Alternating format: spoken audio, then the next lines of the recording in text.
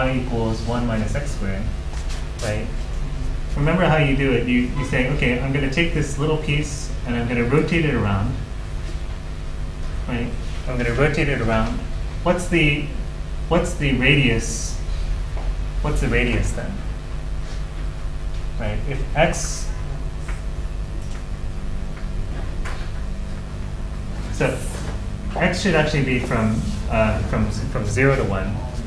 Okay, not from negative 1 to 1. If you go from negative 1 to 1, what will happen is you'll cover the thing twice.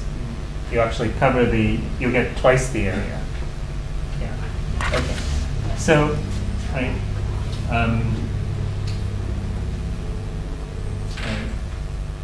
So, what's the radius here? Well, the radius is actually x, right? It's x. So 2 pi x times the height of this thing, right? The height is going to be square root of 1 minus f prime x quantities. I'm sorry, 1 plus f plus x quantity squared, right? Right. Now f prime is negative 2x, right? So you square it, you're going to get 4x squared. Okay. So here you get this 1 plus 4x squared x. Okay.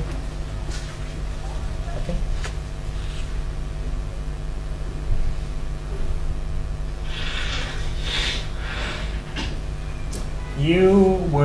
What you were doing was taking the height as the radius.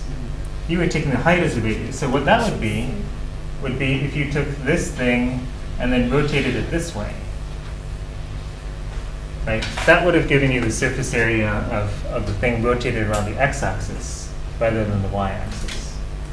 Okay, right? Because then, right, you've got this piece and you rotate it around and the radius is the y value, that's 1 minus x squared. Clear? Any questions? Okay.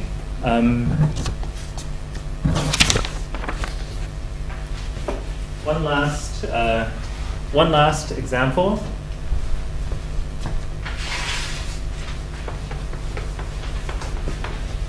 Okay. So this time for a parametrized curve. Okay.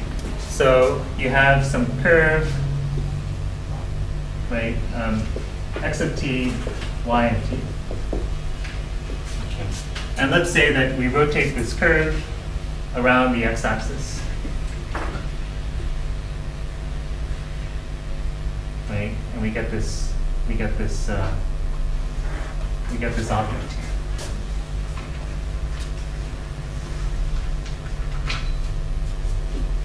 Okay.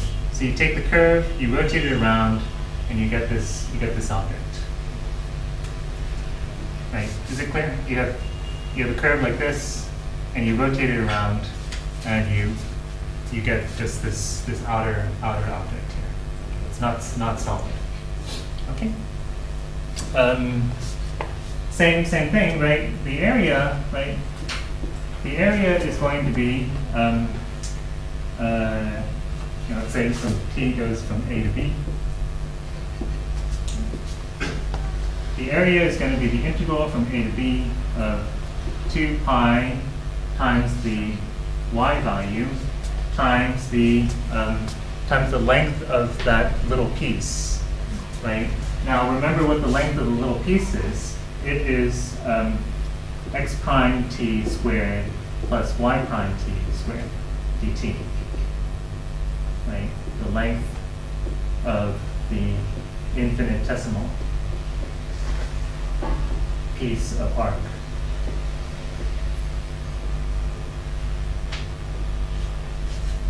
Right? From last time we did this, right? The arc length of that little piece is this thing here. Right? Okay. And again, if we rotate it around the x-axis, around the y-axis, we replace this with y of t.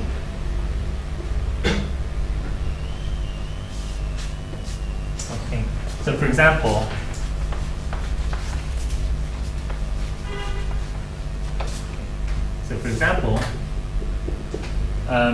let's say that x of t is r cosine t, and y of t is r sine t.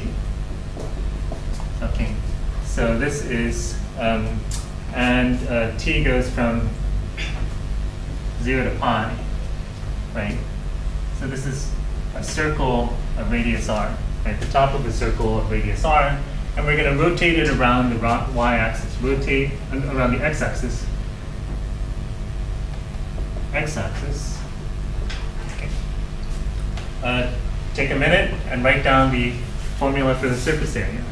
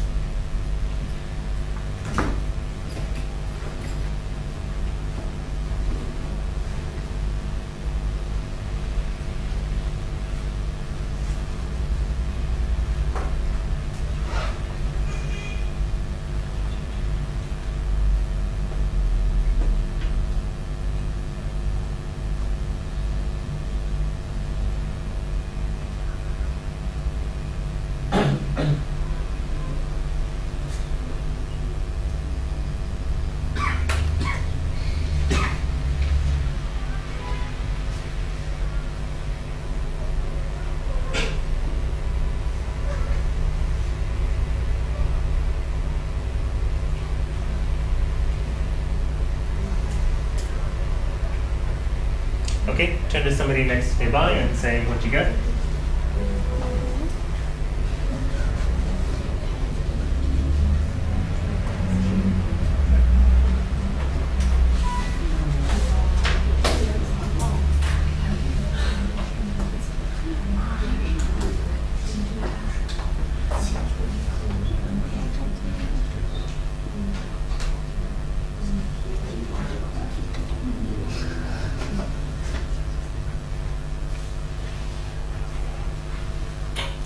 Okay, what's the integral? What's the integral? Juan Gato, how about you?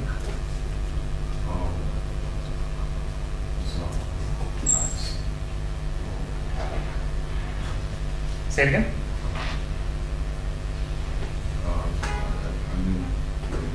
That's okay. That's okay. Somebody else?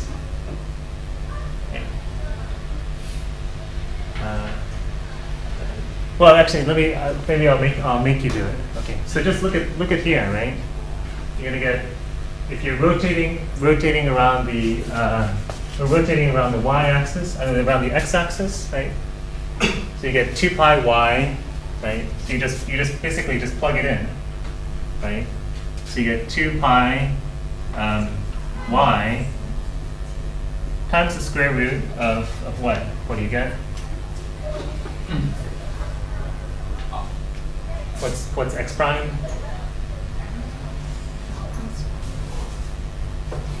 X prime is going to be what? Minus r sine t, and you square that, so you get r squared sine squared t, right?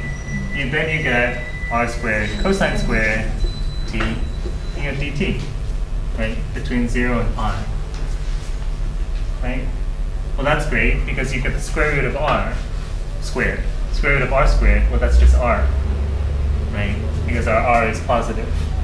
Okay, so you end up with the integral from 0 to pi of 2 pi r squared sine t dt, right?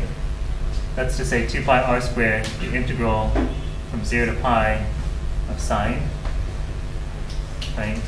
what's the integral from 0 to pi of sine?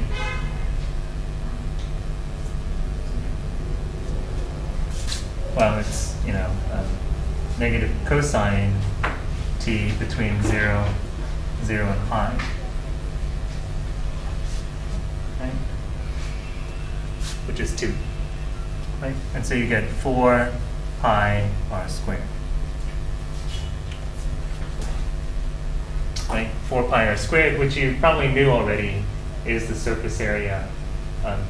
Or maybe you have been told this when you're a kid, that the surface area of a circle is 4 pi r squared. Right? And now you understand why it happens. I always find this incredible, right? Because Archimedes, way back 2,000 plus years ago, knew all these formulas. How did Archimedes know these formulas when calculus didn't come until the 17th and 18th century? He had to have something similar to calculus, right? Otherwise, how does he get all these formulas? So in fact, it's true that Archimedes had something. It's called the method of exhaustion.